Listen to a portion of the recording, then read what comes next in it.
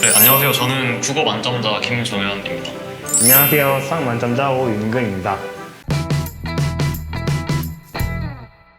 안녕하세요. 쿠메TV입니다. 종현아, 오늘 수능 몇출 남은지 알아? 잘 모르겠는데?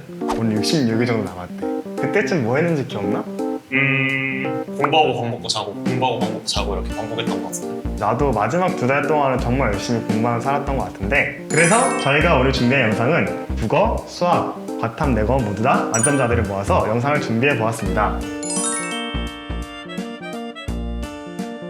쿠메TV 6월, 9월 수능 너 국어 성적이 어떻게 돼? 나는 6, 9 수능 셋 다 만점 맞았던 걸로 기억해. 다 만점 맞았다고? 아예 다? 싹 다?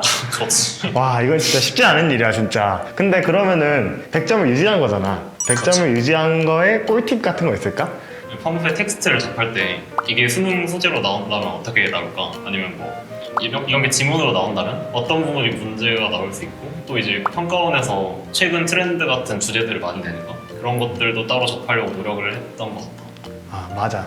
그거 전반적으로 어떻게 공부했어? 나 같은 경우에는 이제 실력 유지를 위해서 국어 공부를 빼놓지 않고 항상 꼬박꼬박 하는 게 중요하다고 생각해서 일주일에 실무 하나씩은 절대 안 빠뜨려 놓고 풀었던 것 같아. 근데 그런 거는 많은 친구들이 이미 똑같이 하고 있을 것 같은데, 혹시 기출문제를 활용하는 방법 뭐 이런 거 없을까? 나 같은 경우에는 공부할 때 기출문제를 이렇게 이건 기출문제다 이러면서 이렇게 뭔가 특별하게 의미 부여를 한다기보다는 이것도 또 하나의 모의고사다라고 생각을 하고 풀었던 것 같고, 이제 그렇게 풀었을 때 내가 이제 평가원에서 바라는 방향대로 읽었는지 이런 것들을 이제 비교해가면서 내가 부족한 점이 뭔지 찾는 용도 정도로 사용했던 것 같아.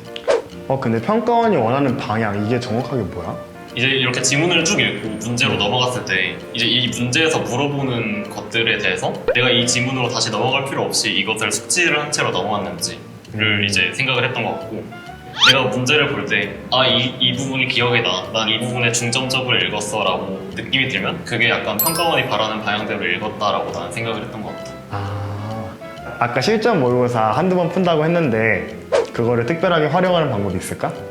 실무 같은 경우에는 문제가 색다르게 나올 때도 있고 소재 같은 것도 더 다양하고 많아서 내가 놓친 부분 없는지 더 체크하는 용도로 많이 사용했던 것 같고, 내가 틀린 문제 같은 경우에는 따로 모아서 내가 어느 부분이 부족했는지 가지고 다니면서 봤던 것 같아. 혹시 너만의 실전 꿀팁 이런 거 있을까? 일단 난 그 실전에서의 제일 중요한 건 마음가짐이라고 생각을 하는데, 이미 실력적인 부분은 수능 전날까지 이제 완성이 되는 거고 수능장에서 갑자기 뭐 약을 먹고 막 똑똑해질 수도 없는 노릇이고, 그래서 제일 중요한 건 이제 마음가짐이라고 생각을 하는데, 이제 나는 그래도 내가 준비할 수 있는 거는 어제까지 다 했으니까 내가 지금 가지고 있는 실력을 바탕으로 내가 다 죽여버리겠다 약간 이런 마인드를 가지고 들어갔던 게 도움이 많이 됐던 것 같아. 좋지. 혹시 시험 하나 다 풀면은 시간이 좀 남아? 보통 남는 편이지. 얼마나 남아? 이제 시험의 난이도에 따라서 다르긴 하지만 뭐 이제 짧으면 20분, 길면 40분 이렇게 남는 것 같아. 나는 오히려 수능 풀 때 시간이 너무 부족해서 국어 문제를 다 못 풀었거든? 근데 그런 친구들에게 해주고 싶은 말 같은 거 있을까? 나는 그 국어 지문을 한 번 다 읽었을 때 이제 문제로 넘어가잖아. 근데 이제 그 문제에 넘어갔을 때 남아있는 느낌을 굉장히 중요하게 생각해서 공부를 할 때 어떻게 하면 내가 이 지문을 다 읽고 문제로 넘어갔을 때 남아있는 게 많을지 그런 거를 중점적으로 생각하면서 개선해 나가면서 공부했던 게 도움이 된 것 같아. 혹시 수능 시간 많이 남았을 때 막 했던 생각들 있어?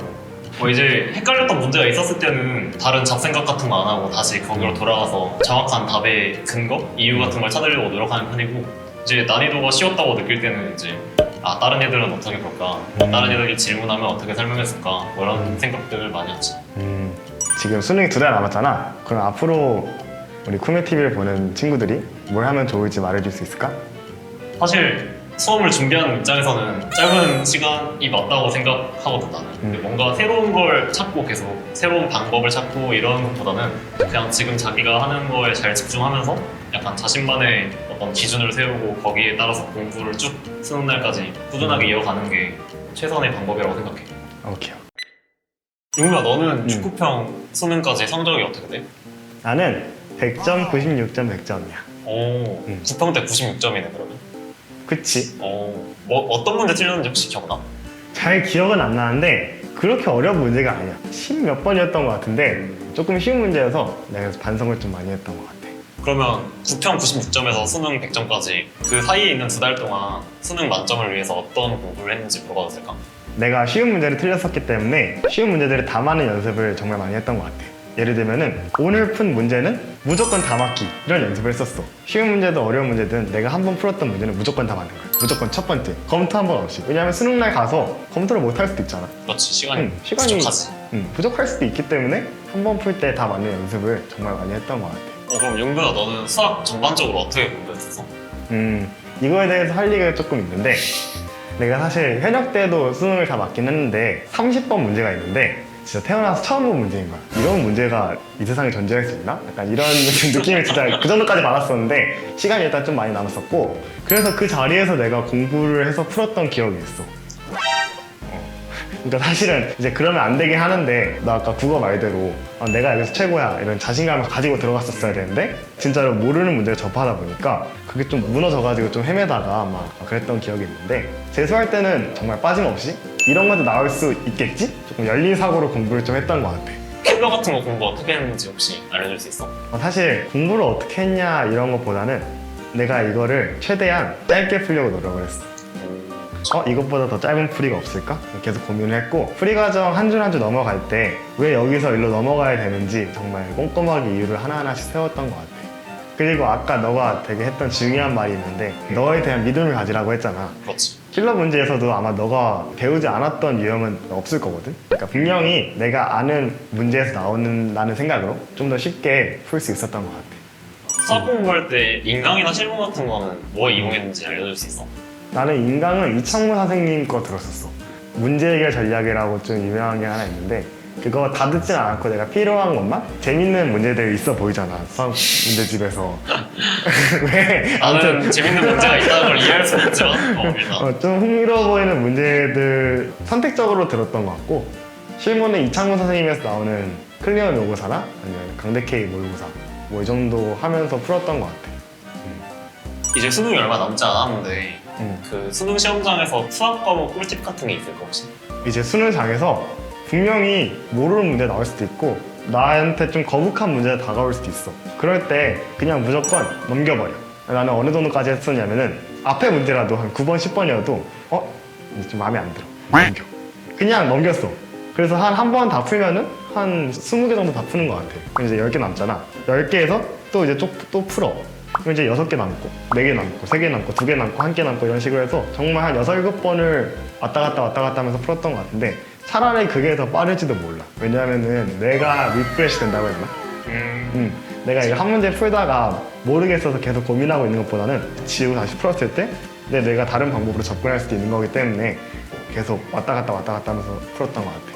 맞아, 그거는 뭐 국어도 마찬가지인 것 같아. 이게 처음 봤을 때 안 풀리는 문제들도 다른 문제들 풀고 다시 앞으로 돌아서 보면 풀리는 경우가 많더라. 그러면 윤구야, 너는 이제 2달 동안 지금 작년에 이 시간 동안 어떻게 공부했는지 구독자분들한테 알려줄 수 있어?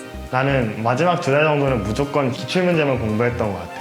왜냐면은 다른 모의고사들에 너무 빠져있으면은 그쪽에서 잘 나오는 유형대로 내 뇌가 약간 익숙해지기가 쉬운데, 그러지 않고 기출문제에서 계속 나왔던 유형 그런 것들만 계속 공부를 하면은 그쪽에 오히려 좀 더 익숙해지면서 수능장에서도 되게 익숙하게 문제를 풀어낼 수 있다고 생각해서 마지막에는 기출문제 풀이를 정말 열심히 했던 것 같아. 저도 이제 작년 이맘때쯤 생각해보면 되게 불안하고 이렇게 정신없는 한 해를 보냈던 것 같은데, 또 지금 코로나 사태 때문에 또 어떻게 돌아가는지도 모르고 다들 힘든 시간을 보내고 있을 거라고 생각합니다. 맞아, 작년보다는 확실히 올해가 더 힘든 것 같아. 확진자 수가 차원이 다른 것 같아. 존버는 승리한다. 물론 승리한다. 존버는 승리한다. 지금까지 영상이 마음에 드셨다면 구독, 좋아요. 알림 설정까지